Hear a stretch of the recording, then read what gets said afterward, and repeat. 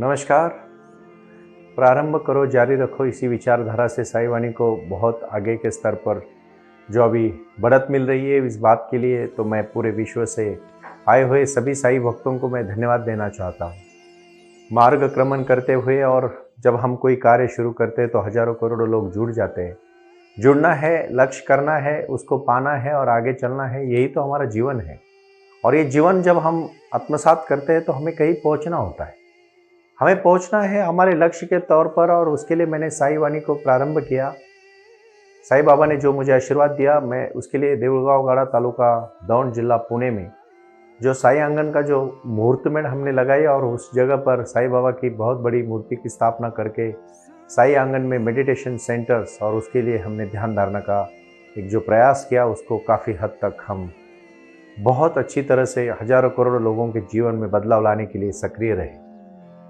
साई वाणी, इसके बारे में मैं बार बार बोलता रहता हूँ, लेकिन मैं आज एक बहुत ही महत्वपूर्ण विषय आप सबके साथ साझा करने वाला हूँ।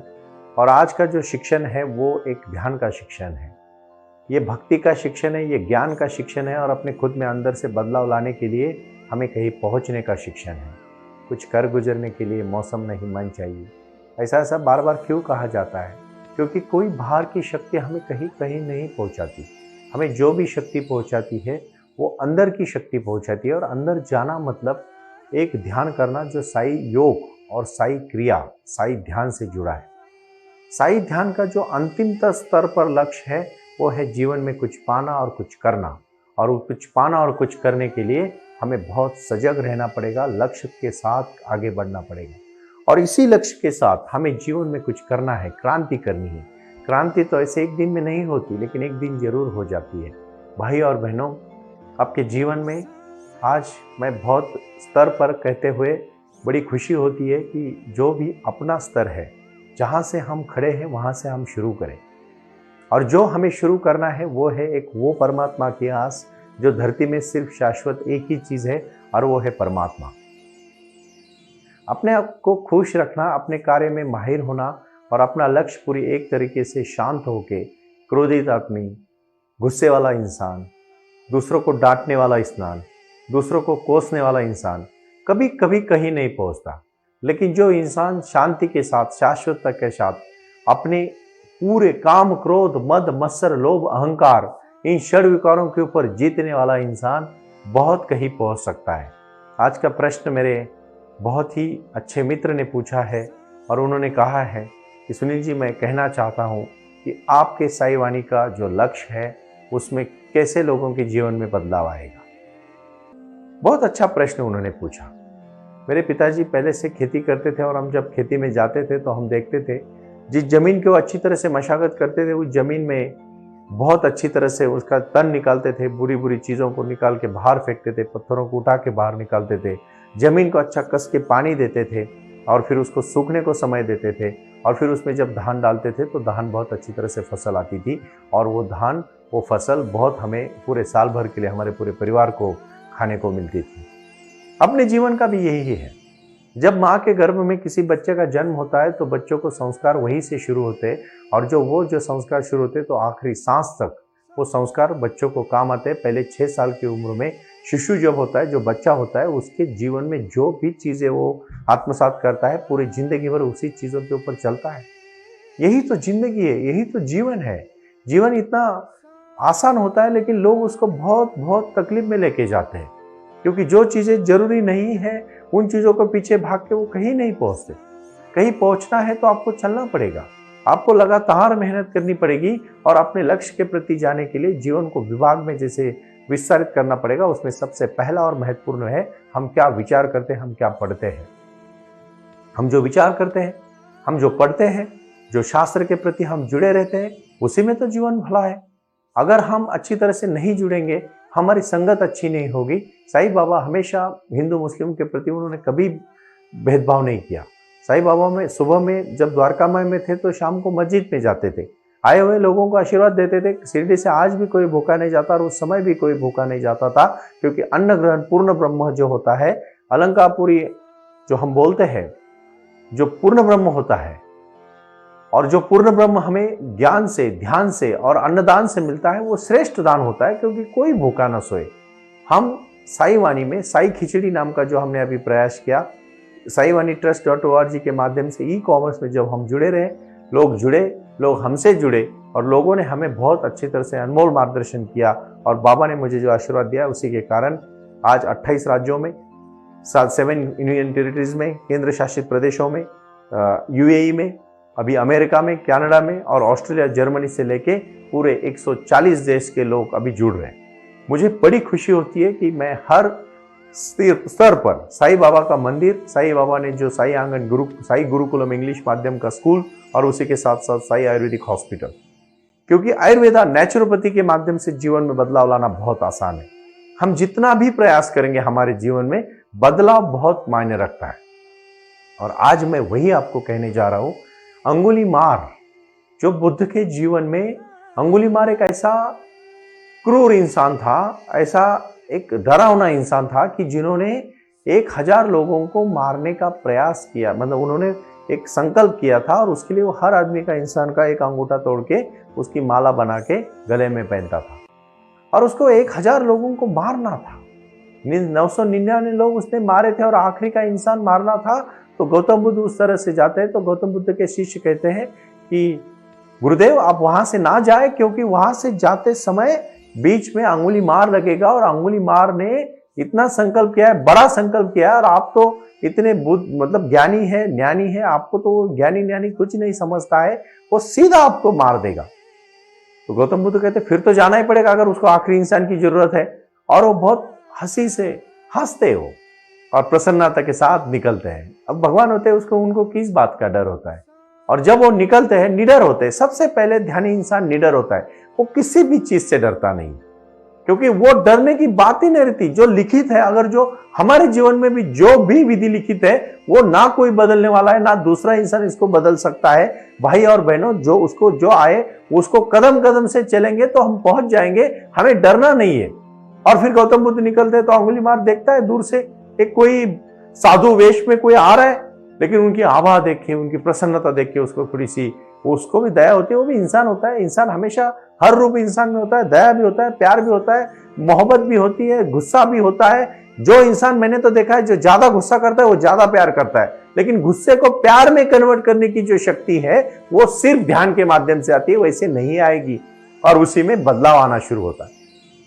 ये क्रांतिपूर्वक बदलाव है, जीवन में कुछ करने के लिए, कुछ कर गुजरने के लिए वाला बदलाव है। और जैसे जैसे नजदीक नजदीक गौतम बुद्ध आते हैं, तो वो थोड़ा सा पता नहीं उसके मन में, उसको तो कभी गुस्सा इतना आता है, वो जैसे आता है कोई आदमी काट के उसका अंगूठा तोड़ के माला में बांध के 1000 उसको पूरा करना था। वो तो संकल्प दृष्टित आदमी था। संकल्प बुरा भी हो सकता है, संकल्प अच्छा भी हो सकता है। और ये सच में बुरे संकल्प करने वाले लोग, मैं हमेशा कहता हूं, ओबामा और ओसामा बिन लादेन बहुत बड़ा दहशतवादी, और ओबामा अमेरिका के प्रेसिडेंट बने। अमेरिका के एक ब्लैक इंसान अमेरिका में जिसमें ब्लैक व्हाइट का भेद देखा, उस देश में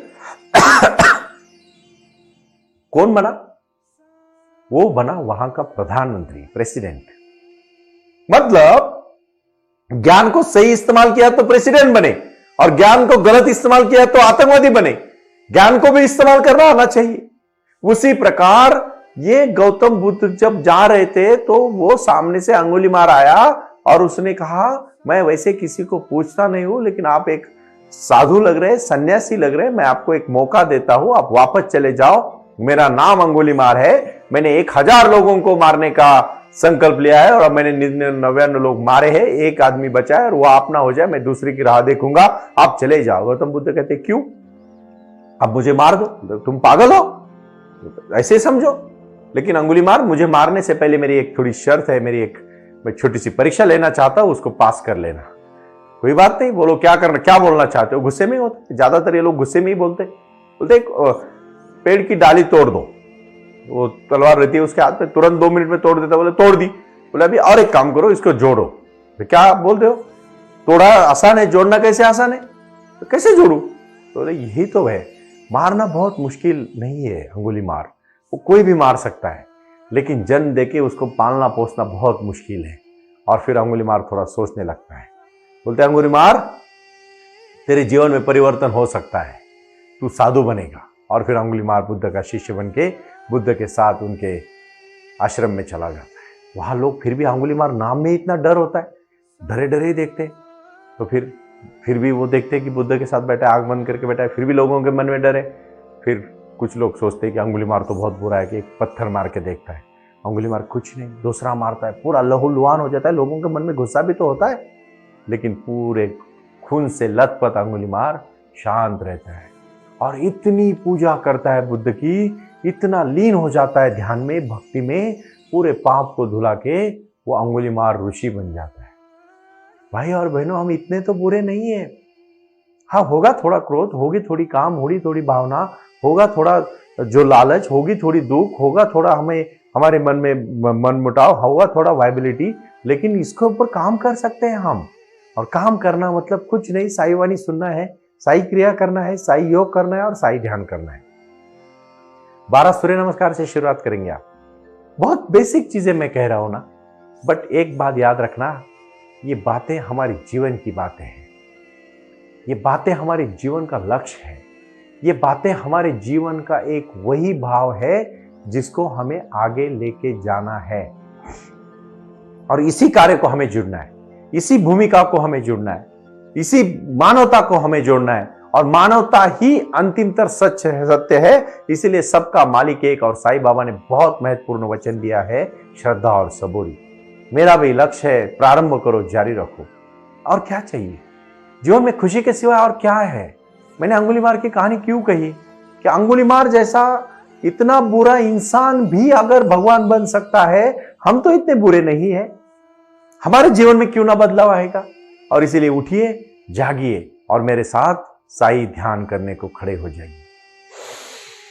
साई ध्यान करने से पहले साई क्रिया और साई योग, इसको प्रारंभ करोगे तो शक्ति शरीर में आएगी, और वही शक्ति कल भक्ति के साथ जोड़ के जीवन में क्रांति होगी।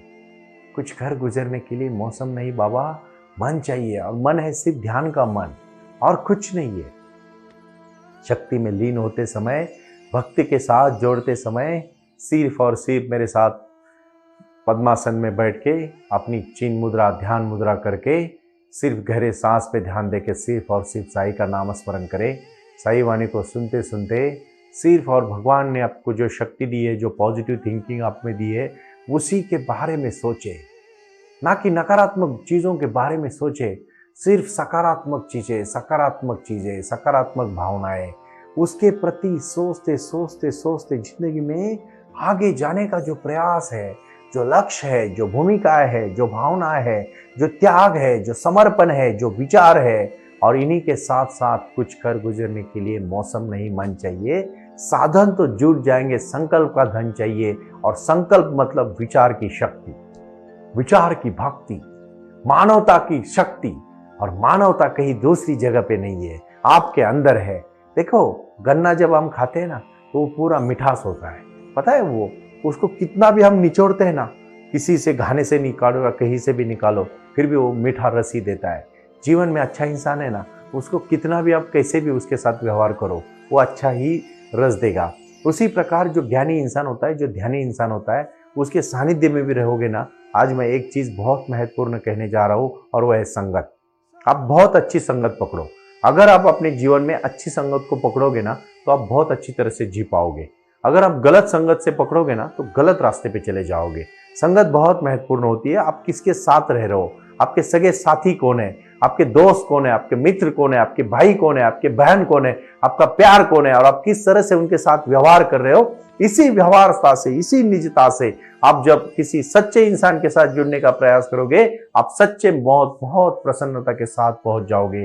क्योंकि साईं बाबा की शक्ति है भक्ति की शक्ति, श्रद्धा सबूरी की शक्ति, मानवता की शक्ति। और एक बात सच से कहूं, अपने अंदर की शक्ति को जगाना है। जन्म से लेकर मृत्यु तक का जो प्रवास है, अगर ध्यान के साथ करोगे, तो अंतिमतः मैं इतना ही कहूंगा कि कुछ कर गुजरने के लिए मौसम नहीं, सिर्फ मन चाहिए, और वो मन चाहिए ध्यान का मन। फिर देखिए, अच्छे शिक्षक बनो, नंबर 1 के शिक्षक बनोगे। अच्छे व्यापारी बनो, नंबर 1 के व्यापारी बनेंगे। अच्छे कार्य करते करते करते करते करते करते करते करते आप आखिरी तक पहुंच जाओगे। आपको भी पता नहीं चलेगा आप कितने अच्छे हो चुके हो, क्योंकि आपके साथ, आपकी निजता के साथ, आपके मानवता के साथ, आपकी प्रसन्नता के साथ और आपकी विचारों के साथ आपको पहुंचना है। आपको जाना है वहां तक, नहीं रुकना है। आपको लक्ष्य तय करना है भाई और बहन, और लक्ष्य तय करके उस लक्ष्य को पाना है। और आज मैं आपको एक लक्ष्य देता हूं, थोड़ा सा मैं सहयोग करना पसंद करूंगा कि जीवन में सुख, शांति और समृद्धि, ये लक्ष्य रखो। आप जिंदगी में बहुत आगे जाओगे, लेकिन उसके लिए साई का ध्यान और साई की आराधना करो। ओम साई राम, प्रणाम। ओम साई राम। प्रारंभ करो, जारी रखो। इसी विचारधारा से साई वाणी का प्रारंभ हुआ।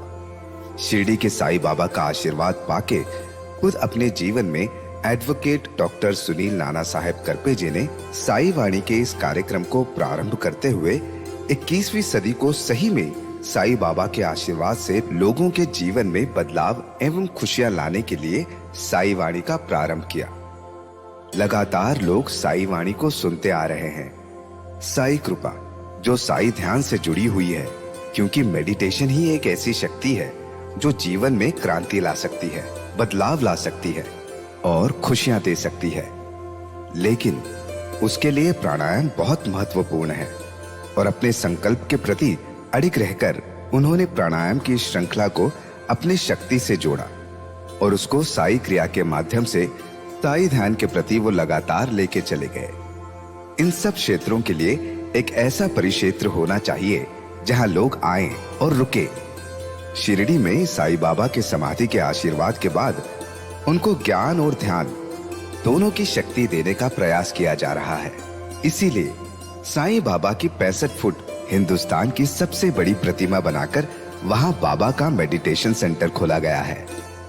साई आंगन इस नाम से यह जाना जाता है। देऊळगाव गाड़ा, तालुका दौंड, जिला पुणे, यहाँ साई आंगन की और बारामती क्षेत्र में साई आंगन में इसी क्षेत्र की निर्मित करते हुए उन्होंने यहाँ निजी व्यवस्था के साथ बच्चों के लिए गुरुकुल सिस्टम का इंग्लिश माध्यम का स्कूल, जहाँ बच्चे पढ़े और जहाँ बच्चे गुरुकुल में रहकर गुरुकुल के माध्यम से गुरुर ब्रह्मा गुरुर विष्णु गुरुर देवो महेश्वरा गुरु साक्षात परब्रह्म तस्मै श्री गुरुवे नमः इसका ज्ञान ले पाएं। इसी के लिए इसे पूरी तरह से सीबीएसई एवं गुरुकुल के माध्यम से बच्चों को एक सुजान एवं भारत का एक ज्ञानी और अच्छा नागरिक बनाने के लिए वे ये कर रहे हैं। उसी के साथ हेल्थ इज वेल्थ कहते हैं कि शरीर ही सबसे महत्वपूर्ण संपदा है और उस संपदा को आयुर्वेदा के माध्यम से लोगों को जोड़ना चाहिए। इसीलिए उन्होंने यहाँ साई वाणी आयुर्वेदा हॉस्पिटल की भी निर्मित की है और उस कार्य के लिए वो पूरी तरह जुड़ चुके हैं। पूरे विश्व से लोग साई क्रिया और साई ध्यान के माध्यम से जुड़ रहे हैं और इसीलिए उन्होंने साई वाणी trust.org इस ई कॉमर्स की भी स्थापना की है। इस ई कॉमर्स के माध्यम से हजारों करोड़ों भाई बहन को उन्होंने व्यापार करने के लिए प्लेटफॉर्म दिया। उनकी कला, उनकी क्षमता, उनका ज्ञान लोगों तक पहुंचाने के लिए साई वाणी trust.org बहुत बड़े लेवल पर महत्वपूर्ण प्रयास कर रहा है।